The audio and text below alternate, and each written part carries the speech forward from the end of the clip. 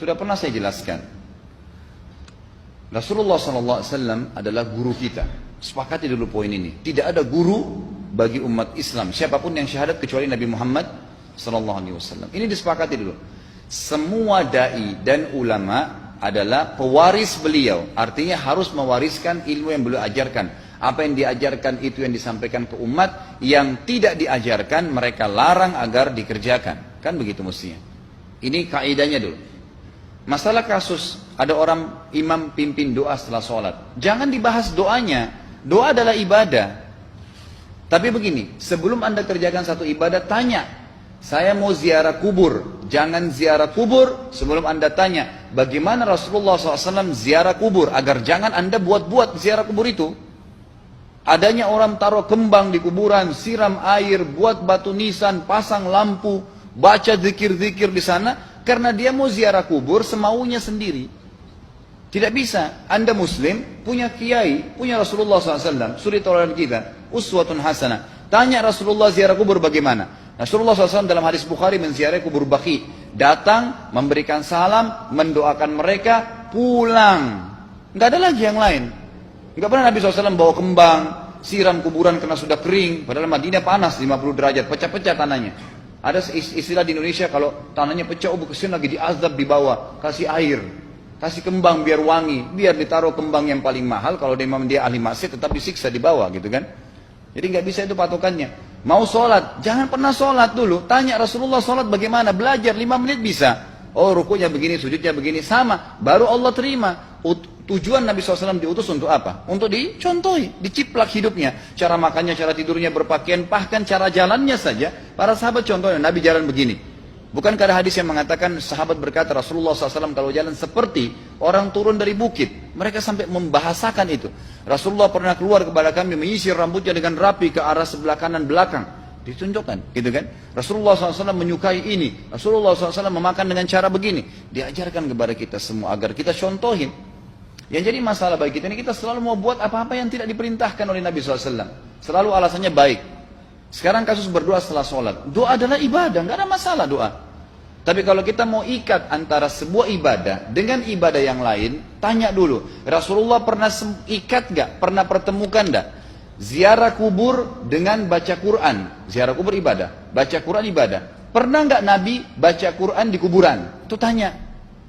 Nggak ada riwayat Nabi SAW pernah baca Al-Fatihah untuk orang mati atau baca di ayat Al-Quran. Datangkan dalilnya coba. Nggak ada satu hadis pun menjelaskan masalah itu. Lalu kenapa anda buat?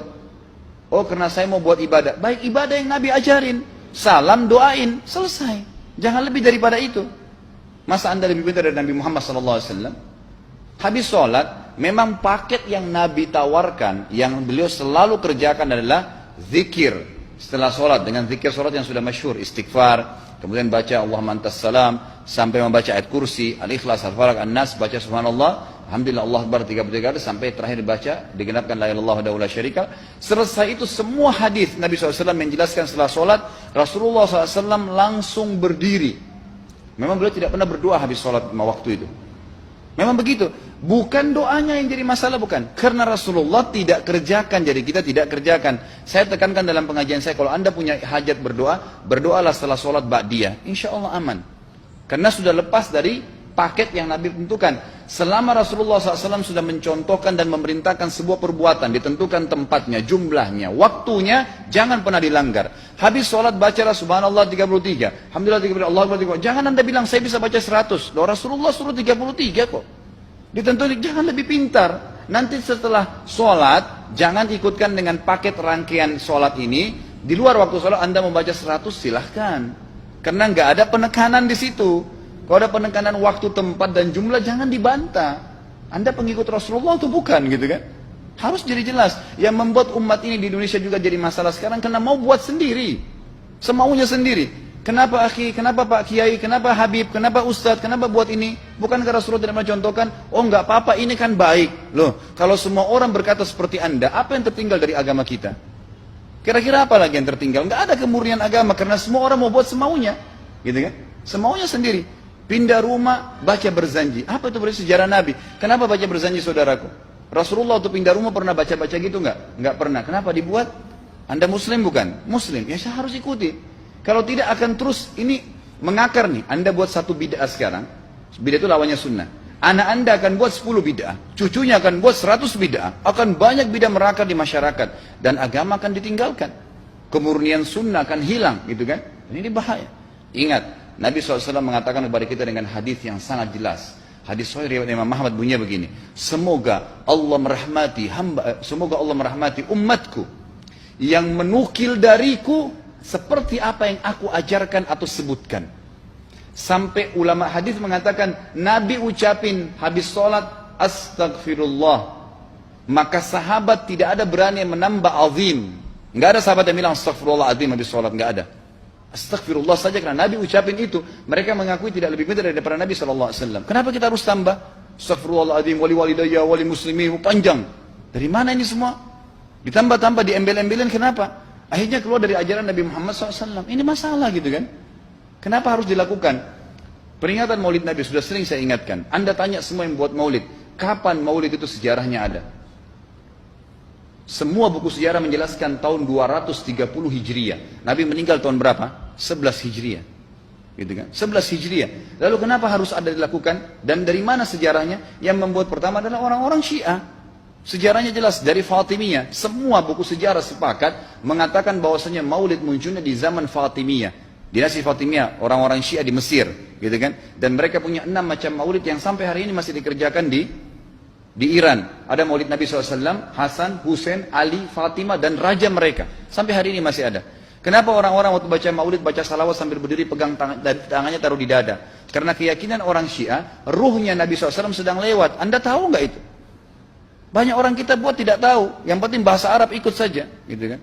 Tidak bisa.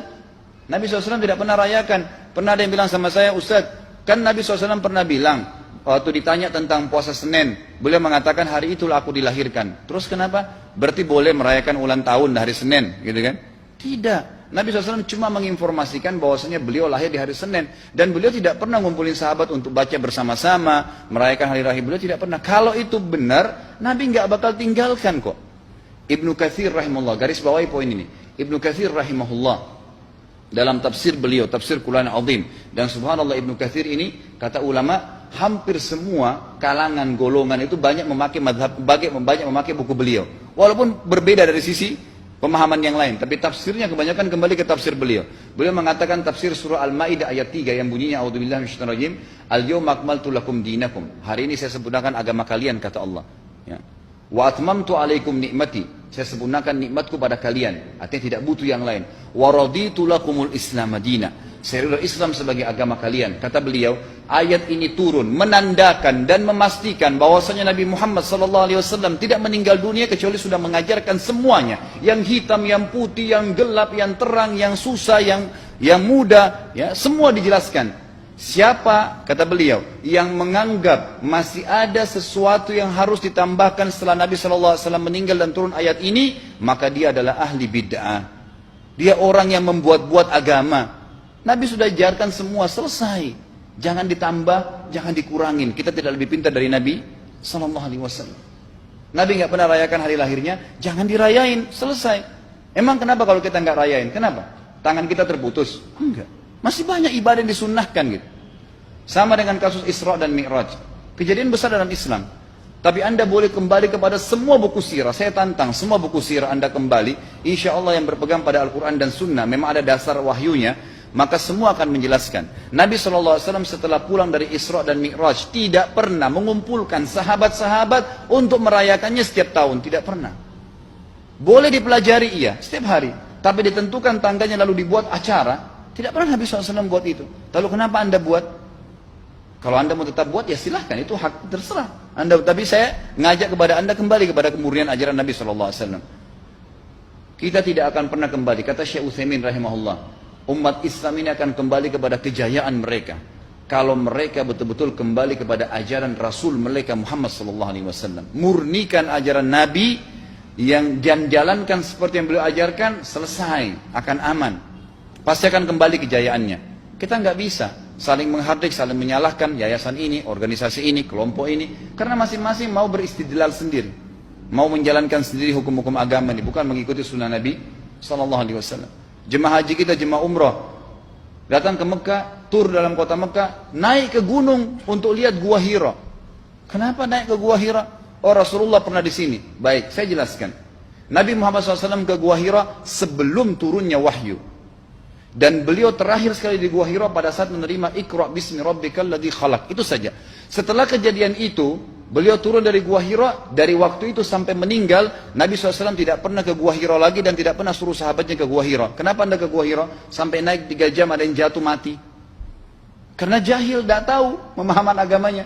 Nggak bisa begitu. Cukup dikenang iya. Kecuali Nabi SAW suruh, datangilah Gua Hira. Ya silahkan. Gitu kan? Kalau enggak, kan begitu. Masalah Isra Mi'raj, saudaraku, kejadian besar. Ambil ibrahnya, yang penting ilmunya. Oh, salat 5 waktu, kejadiannya pernah gini. Ada kebesaran Allah, ambil pelajarannya iya.